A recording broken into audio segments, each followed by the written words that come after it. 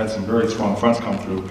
So there's a lot of complementary, and really you could do a simulation. The university's modeling and simulation. We're in supercomputer facilities that the state's invested in.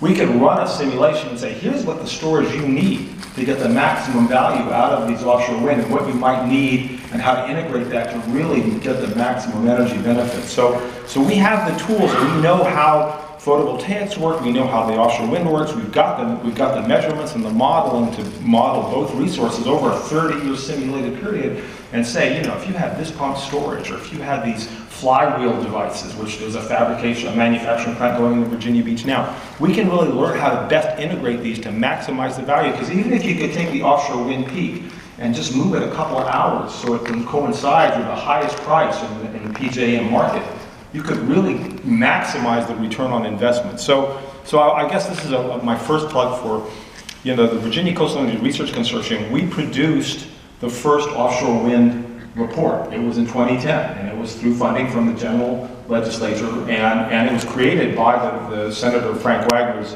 omnibus energy bill that also created the first energy plan. That was in 2006, 2007, I believe. I think it was a 2006 General Assembly, it might have been 2007.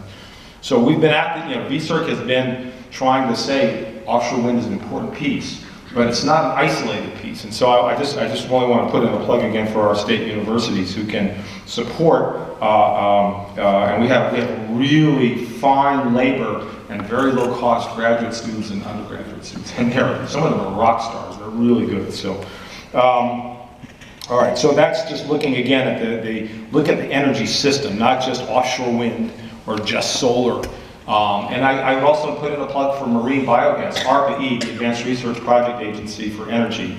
They now have 10 different teams, no, 9 I should say, 9 different teams looking at macroalgae, not the microalgae, not the single cell algae, but like the sargassum and the ulva, the sea lettuce, the ones that you're familiar with that get snagged on all your fishing gear. Or wash up on the beach and create such a smell because it's all anaerobically digesting, or actually aerobically digesting on the beach and producing stuff that's noxious. They're looking at actually farming that to produce natural gas through anaerobic digestion. So now with the cheap Marcellus shale gas, you've got a natural gas transmission and distribution structure that you haven't had before. You could reuse a lot of that structure if you could develop coastal biogas. So I just wanted to see that appears in the mix. That could also be a game changer. All right, 2 more, sorry. Let me go on.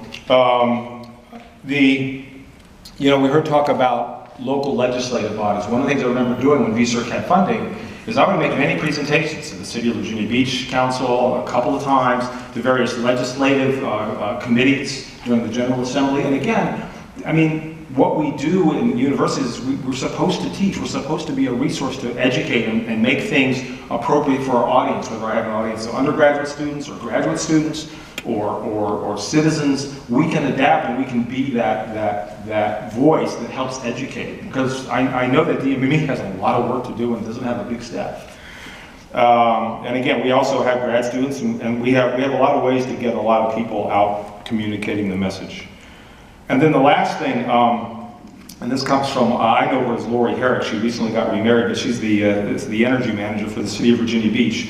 One thing that I've heard from her that does not appear in the Virginia Energy Plan, and I may be wrong, I haven't even had a chance to talk with you about this yet, Al, but I do want to just be on record for saying we really need to look at resilience. The City of Virginia Beach produced and I was principal author of that, the Virginia Beach Local Energy Assurance Plan. There are a lot of measures that I think the state could learn from what the city did. It's a really comprehensive report. I'd like to see it be as much of a catalyst as the VSERC Offshore Wind Report was in April 2010, and again, I can provide links.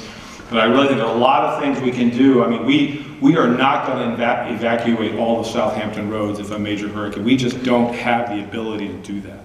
So we need to know how to shelter in place and assure city services, in not just Virginia Beach, but Norfolk and Portsmouth, all the Southside jurisdictions are able to maintain energy service, maintain the charge on those cell phones that everyone's depending on, make sure that the towers are properly served. And so I just think I'd like to see that incorporated in the Virginia Energy Plan, and that's a public domain report funded by the Department of Energy. So thank you.